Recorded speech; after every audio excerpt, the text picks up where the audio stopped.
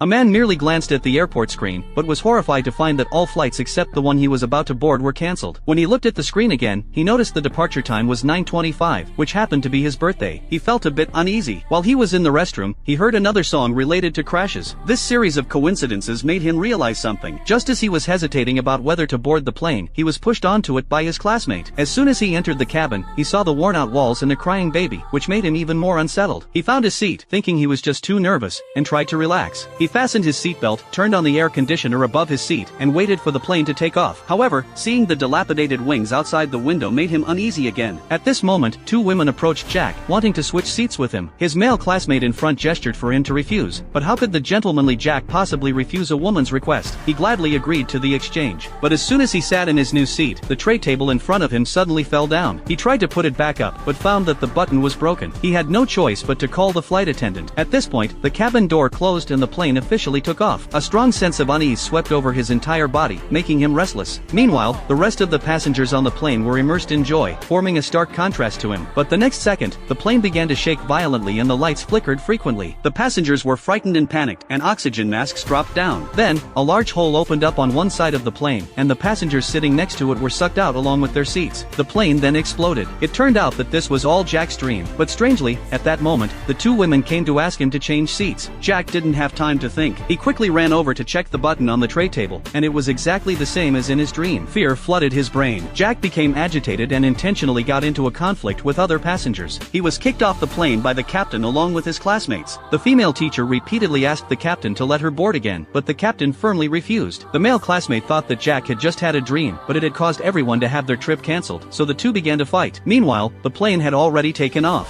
There they go. Here we stay. Suddenly, the plane exploded, shattering the glass at the airport. Except for the 7 students who were kicked off the plane, everyone else was killed. The classmates stared at Jack in disbelief. Since there was no direct evidence pointing to them, everyone was picked up by their parents and taken home. Because everything was too absurd, Jack kept searching for the reason behind the plane explosion. But at this moment, an owl flew to Jack's window, interrupting his thoughts. In a fit of anger, he threw a book, which happened to get caught in the fan and was torn to shreds. A piece of paper fell on Jack's leg. He picked it up and saw that it had his classmate's name written on it. Jack had a premonition that his classmate was in danger, but his classmate was still completely unaware.